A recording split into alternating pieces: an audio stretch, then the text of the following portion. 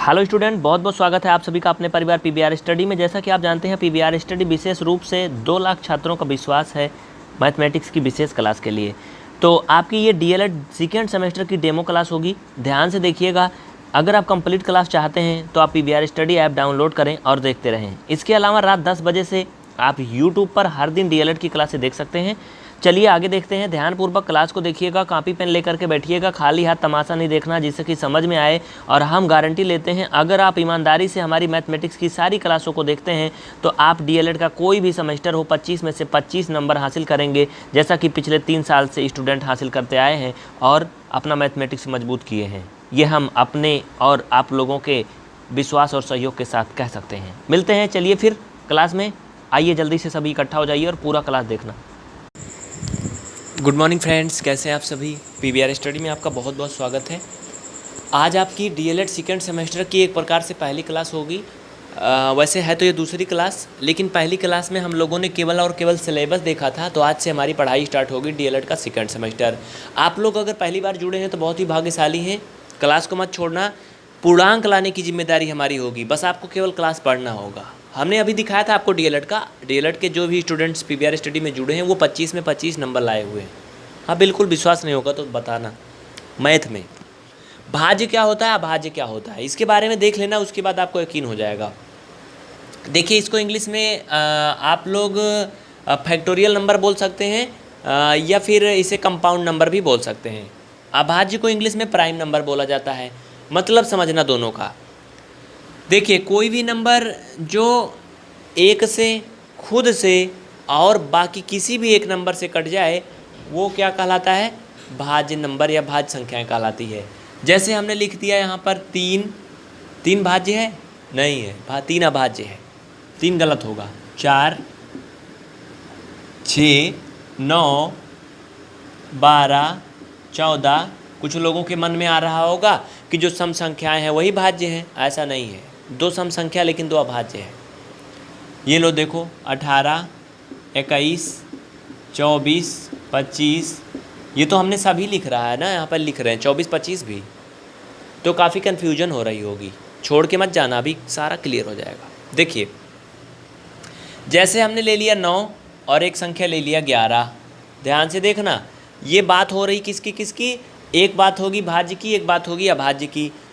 इसको हम आपको दिखाते हैं बहुत अच्छे से, लेकिन उसके पहले इधर भी एग्जाम्पल देख लेना।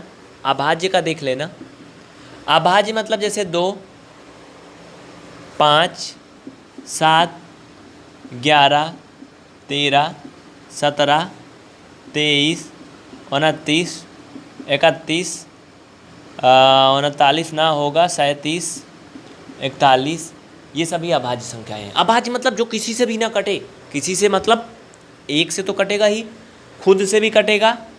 चूँकि किसी का भी लड़का हो या लड़की हो, कितना भी ख़राब हो, कितना भी बुरा क्यों ना हो, लेकिन अपने माँ बाप के लिए बहुत प्यारा होता है।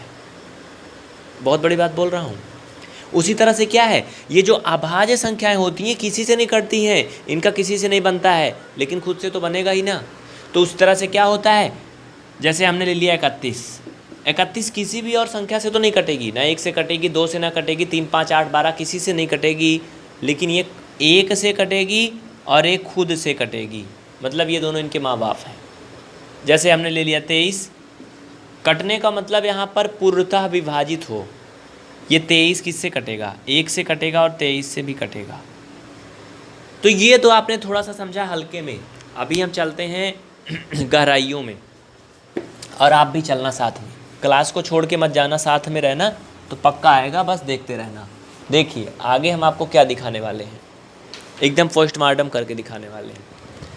इधर हम बात करेंगे भाज्य की, इधर बात करेंगे अभाज्य की। ज़िंदगी में कभी ना भूलोगे अगर क्लास छोड़ के नहीं जाओगे आज, तो याद रखना। जैसे हमने ले लिया 9। अभी डेफिनेशन भी लिखवा देंगे, परिभाषा। 9 को भाग करके देख लो, 1 से कट जाएगा पूरी तरह से, 3 से भी कट जाएगा, 9 से भी कट जाएगा। कटने का मतलब ये है, इधर देखो, 1 का भाग दोगे 9 बार जाएगा, ये देखो 0 आया। 9 में 3 का भाग करोगे, ये देखो 0 आया। और 9 में जब 9 का भाग करोगे, ये देखो 0 आया। बाकी कोई नंबर है जिसको ऐसे भाग करें तो 0 आए? 9 में नहीं है, अगर है तो बता देना। इधर ले लो 11। 1 से कटेगा 11 से कटेगा। देखना, बिना देखे नहीं मज़ा आता है। 1 से भाग करोगे 1 आएगा, फिर ये 0 हो जाएगा, फिर एक बार जाएगा 1 आएगा, 0 आएगा। पूरा नियम कानून के साथ चल रहे हैं। 11 में अगर आप 11 का भाग करोगे, ये देखो 11 आया, 0 आया ना। क्या कोई ऐसी संख्या है जिसको अगर हम भाग करें 11 में जिससे तो 0 आए? है कोई? जैसे 1 से भाग किया, 11 से किया तो 0 आया, फाइनल में वैसे 0 आ जाए। जल्दी से बताओ, है कोई ऐसे? नो, नहीं ना। तो अब यहाँ तो ज़रा आंख बंद करके सोचिए, इसमें उसमें क्या अंतर आया? ये अंतर आया, ये तो 1 है, ये भाई सबकी तरफ रहता है, सार्वजनिक है ये। इसकी परिभाषा कुछ ऐसे बन रही है कि वो संख्याएं, इसको जो स्क्रीनशॉट लेना चाहे ले लें या वीडियो को रोक करके लिखें जल्दी से, क्योंकि मिटाने चल रहे हैं। परिभाषा बताएंगे, हो गया? वो संख्याएं जो 1 से कटे, 1 से कटे, खुद से कटे, मतलब स्वयं उसी संख्या से कटे, बाकी किसी और भी एक संख्या से कटे, वो भाज्य संख्याएं कहलाती है। मतलब वो संख्या जो 1 से कटे, खुद से कटे, बाकी किसी और एक संख्या से कटे, वो भाज्य संख्या कहलाती है। इसका उल्टा, वो संख्या जो 1 से कटे, खुद से कटे, बाकी किसी से भी ना कटे, वो अभाज्य संख्या कहलाती है। फिर से सुन लो एक बार, वो संख्या जो 1 से कटे, खुद से कटे, बाकी और किसी भी संख्या से ना कटे, वो अभाज्य संख्याएं कहलाती हैं। ये लो, बहुत सारी ऐसी संख्याएं हैं हैरान परेशान जो खुद से कटती हैं, बाकी किसी से नहीं बनती उनकी, ठीक ना। तो ये भाज्य अभाज्य आप लोग समझ गए हो। अब इसमें हम आपको कुछ एग्जाम्पल दे रहे हैं घर के लिए, उनको आप लोग जल्दी से नोट कर लो और छाट के लेके आना कि कौन भाज्य है कौन अभाज्य है। क्योंकि होमवर्क करना बहुत बड़ी बात होती है। अगर होमवर्क नहीं करोगे ना तो ज़िंदगी में बहुत पीछे रह जाओगे। तो दुनिया बहुत आगे जा रही है, आप पीछे मत रह जाओ। जल्दी से लिखो, इसमें से भाज्य और अभाज्य छांट के लेके आना, ठीक ना। तो चलो फटाफट लग जाओ लाइन पर, नोट करना शुरू कर दो। और जो ना करेगा ना वो बहुत बेवकूफ़ लड़का या लड़की होगी, याद रखना। इसलिए सभी लोग होमवर्क ज़रूर करेंगे। हाँ, जिनके पास टाइम नहीं मिलेगा उनसे माफ़ी चाहते हैं, क्योंकि इसमें बहुत से स्टूडेंट्स हैं जो ऑलरेडी जॉब में हैं, तो अपना काम पहले करेंगे। जल्दी जल्दी नोट करिए, फटाफट इसको लिखते जाइए। यार मैं क्या लिखूं, मेरे समझ में नहीं आ रहा, कुछ भी तो लिख देता हूं यहाँ पर। आप लोगों को भाग करना है, मेरा क्या जाता है ना। इसमें से बताना कौन सी संख्याएं भाज्य हैं और कौन सी अभाज्य हैं। हर एक सवाल को करना, इसमें एक भी सवाल को मिस मत करना, मतलब छोड़ना मत। वही इनमें छांटना है आपको, भाज्य और अभाज्य निकालना है, ढूंढ ढूंढ कर कौन अभाज्य है कौन भाज्य है कुछ ना कुछ तो भाज्य भाज्य है ही ना, ठीक ना। तो ये हो गया होमवर्क आपका। अब हम चलेंगे थोड़ा सा और भी आगे। आगे देखिएगा, 3 महाशय आपके सामने हैं, समापवर्त, समापवर्तक और अपवर्तक। इनसे हम आपका परिचय करवाएंगे, लेकिन उसके पहले ध्यान से समझना। पहले हम बात करेंगे समापवर्त के बारे में। कॉमन मल्टीपल क्या होता है, इसको ऐसे समझ लेना। जैसे अगर कोई है कोई क्या जो अक्सर आप लोग यूज करते हैं, सोहन, ठीक है। सोहन है और सोहन के 2 लड़के हैं, मतलब बेटे और बेटियां हैं। मान लेते हैं एक रवि है और एक कौन सा है, किरण है। अब ध्यान से समझना, मैं बताने क्या वाला हूँ, नहीं सोचोगे ये रवि किशन का लिख रहे हो। ये किशन नहीं मतलब किरण लिखा है, रवि और किरण। और ये क्या है, सोहन है। सोहन क्या है, इन दोनों के डैडी हैं, मतलब पिताजी हैं, ठीक ना। उसी तरह से समझना, यहाँ पर हमने क्या लिखा, 27, और यहाँ पर लिखा है 3, और यहाँ पर क्या लिखा, 9। मतलब समझना। अब आप लोग, हम बात कर रहे हैं समापवर्त के बारे में। कॉमन मल्टीपल मतलब वो संख्या अथवा नंबर जो 2 या 2 से अधिक संख्याओं से पूर्णतः विभाजित हो, वो कॉमन मल्टीपल यानी कि समापवर्त कहलाता है। यानी कि जो सोहन है वो क्या है, रवि और किरण दोनों के लिए क्या है, समापवर्त है।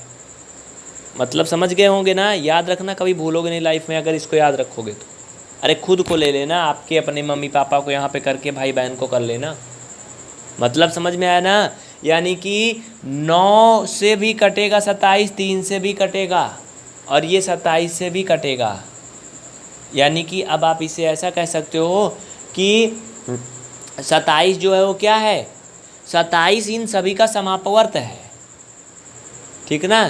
27 क्या है, इन सभी का समापवर्त है। 27 3 का भी समापवर्त है, 27 9 का भी समापवर्त है, 27 27 का भी समापवर्त है। जैसे सोहन रवि का भी पिता है, सोहन किरण का भी पिता है। अगर यहाँ पे कोई एक और हो जाए, इसके एक और लड़का बच्चा, तो क्या होगा, उसका भी पिता होगा।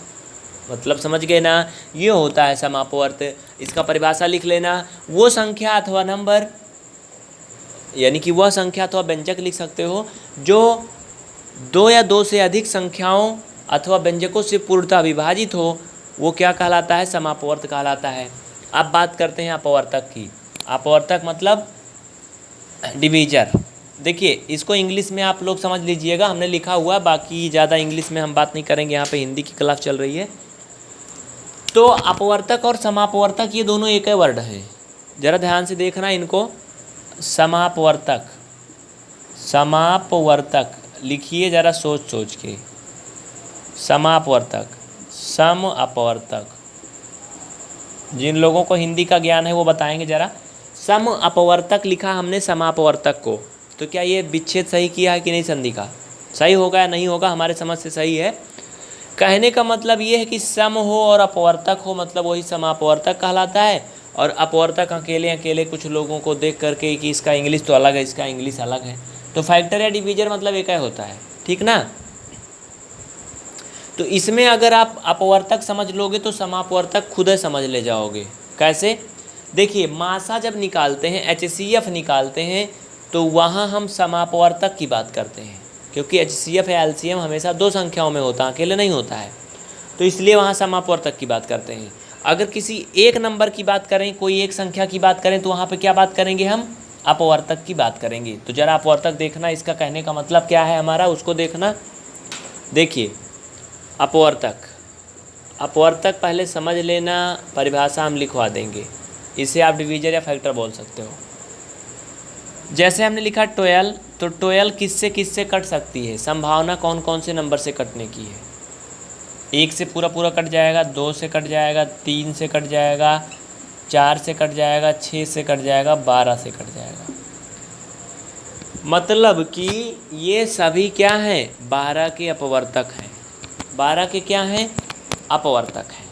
उस तरह से अगर आप दूसरा नंबर ले लो 18, तो 18 के अपवर्तक हो जाएंगे 1 2 3 6 9 और 18। ये सभी क्या हैं, 18 के अपवर्तक हैं। यानी कि अब आप ऐसे कह सकते हो, इसका डेफिनेशन यानी कि परिभाषा आप खुद से बना के लिख सकते हो ना, हो जाएगा कि नहीं बनेगा। इसे आप गुणनखंड भी बोल सकते हो एक प्रकार से, गुणनखंड या अपवर्तक या फैक्टर। इसे आप परिभाषा के रूप में ऐसे लिखेंगे, वो संख्याएं जिनसे कोई संख्या पूरी पूरी कट जाए, वो उस संख्या का अपवर्तक कहलाती हैं, ठीक ना। यानी कि वो सभी संख्याएं जिनसे कोई संख्या पूरा पूरा कट जाए, वो उस संख्या की क्या है, अपवर्तक है। जैसे 12 का अपवर्तक क्या है, 2 है, 1 है, 3 है, 4 है, 6 है, 12, ये सभी क्या अपवर्तक है, समझ गए ना। अब हम आपको समझा देते हैं समापवर्तक क्या होता है। देखिए समापवर्तक का मतलब समझना यहाँ पर साथियों, समापवर्तक जैसे हमने 2 नंबर लिया, दोनों के अपवर्तक निकाल दिया। अब समापवर्तक का मतलब ये होता है, समापवर्तक का मतलब ये हुआ कि सम अपवर्तक, सम अपवर्तक दोनों में जो समान हो, ये 1, दोनों में जो समान हो 2। अरे इसको काहे घेर रहे हो, दिमाग लग रहा है ढील हो रहा है का। और कौन मिल रहा है दोनों में, 3, 4 मिल रहा है, नहीं 6, और कौन मिल रहा है, 9 नहीं, 12 ना, बस इतना ही। मतलब समझना, ये सभी 1, 2, 3 एंड 6 क्या हैं? ये 12 और 18 के समापवर्तक हैं।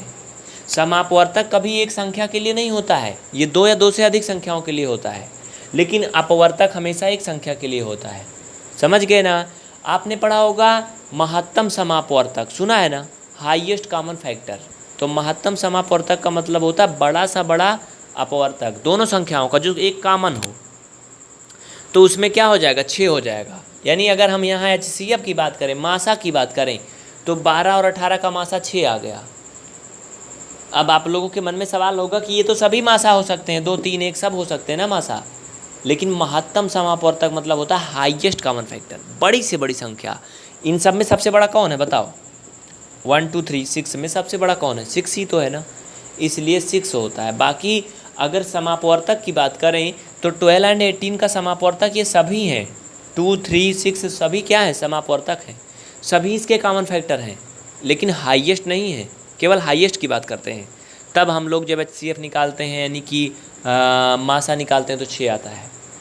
ये तीनों वर्ड का आपने पोस्टमार्टम देख लिया, बिल्कुल एकदम चीर फाड़ करके, कहाँ से आता है, कैसे आता है, क्यों आता है, सब देख लिया ना। अब कभी दोबारा मत पूछना, क्लास को दोबारा से देखना, दोस्तों में भी शेयर करना जिससे और कोई सीख सके आपसे। आज की ये क्लास यहीं पर ख़त्म होगी, लेकिन जाते जाते एक बात को याद रखना, अगर आप हमें फेसबुक पर लाइक और फॉलो करते हैं तो आप 70% पेमेंट वाली क्लास को वहाँ पर फ्री देख सकते हैं, क्योंकि आपकी PVR स्टडी की सारी क्लासें यूट्यूब पर फ्री नहीं होती हैं।